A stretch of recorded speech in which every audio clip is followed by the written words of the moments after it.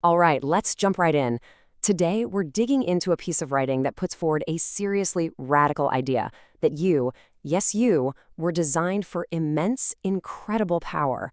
And the only thing, literally the only thing holding you back, is yourself. It's a huge claim, so let's break down exactly how this argument works. So, right off the bat, the source hits you with this question. And notice what it's asking. It's not, are you trying hard enough or are you a good person? No, it's asking if you're even operable on your factory settings. The whole idea here is that you weren't just born, you were designed for something big. Okay, so what in the world does the author even mean by design default? This isn't just some fluffy motivational phrase. For them, this is the bedrock, the foundational premise for everything else they're about to say. So let's look at the actual definition.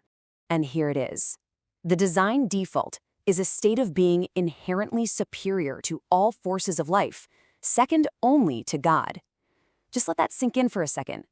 The author is arguing this isn't a goal you work towards. This is your starting point. This is you, right out of the box. This really lays out the central conflict, doesn't it? On one side, you have your inherent design, limitless, powerful, almost divine. And on the other side, well, the only barriers the author seems to recognize are, 1, you just don't know your own power, or 2, you're making up excuses to avoid taking responsibility for it. And this quote just drives that point home. See, according to this way of thinking, life isn't closing doors on you. You are. It's a massive shift in perspective, right? It puts all the power and, yeah, all the responsibility squarely back in your own hands. Okay, but hold on. A design kind of sounds like something you could break, right? Or maybe lose. So how can we be sure that this incredible potential is permanent? Well, the author's argument hinges on something they call the irreversible seal, a divine guarantee. This right here is the theological anchor for the entire idea. The author argues that the death and resurrection of Christ was more than just a historical event. It was an act that permanently sealed this divine potential into our very nature. It's the spiritual mechanism that makes this whole thing fail-proof. And to help us visualize this guarantee, the author pulls out this powerful metaphor, the idea of a strong tower. It's not just poetic, right?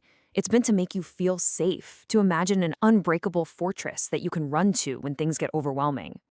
So the takeaway is pretty clear. This strong tower isn't a literal building. It's a metaphor for the very nature of God, things like his faithfulness, his power, his justice. And the argument is that our potential is built on that foundation. And a foundation like that, well, by its very definition, it simply cannot fail.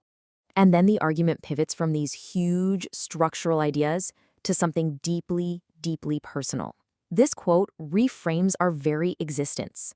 We're not some mass-produced item off an assembly line. No, we are his workmanship, something personally engineered by hand. That imagery just suggests so much care, so much intrinsic value.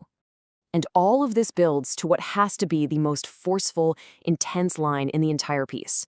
I mean, if you truly accept that you're divinely engineered and that your design is guaranteed, then what other response could there be to the very idea of failure?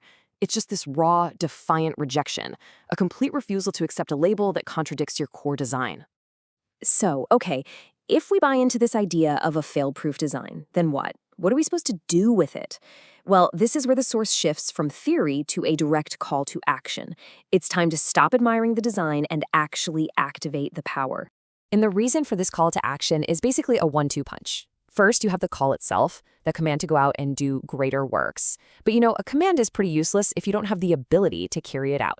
So it's paired with a second point. The power has already been given to us. We have the mission, and we have the tools. No excuses. And that brings us to the final, and I've got to say, most confrontational part of the argument. Here, the author frames not using this power as more than just a missed opportunity. They say it's something much worse, a direct insult to the very concept of salvation itself. This is really the final warning. You can almost feel the author's frustration here. The question is basically, if you've been given the keys to the kingdom, why would you just stand at the gate fiddling with them? It's like being handed a supercar and then spending all your time just polishing the key instead of actually getting in and driving it. And here's the root of that frustration. To constantly focus on sin and weakness when you have access to this incredible divine nature isn't just a mistake, the author says it's an insult. It's like being given a mansion and then choosing to spend all your time arguing about the dust on the doormat. The two things aren't even on the same level. And so, the whole thing ends with this urgent, culturally specific plea from Nigerian Pigeon, Omo, wake up. It's so much more than just wake up. It's like saying, dude, come on, or friend, snap out of it. It's that final no-nonsense shake to get us to stop making excuses and finally step into our true design. Which brings us to the final challenging question that this piece leaves us with. This isn't just about philosophy. It's a very practical question about where you put your focus and your energy. Are you endlessly fiddling at the gates, constantly re-examining the gift? Or have you walked through the door to start activating the power you've been told you have? The author's answer is pretty clear, but in the end, yours is up to you.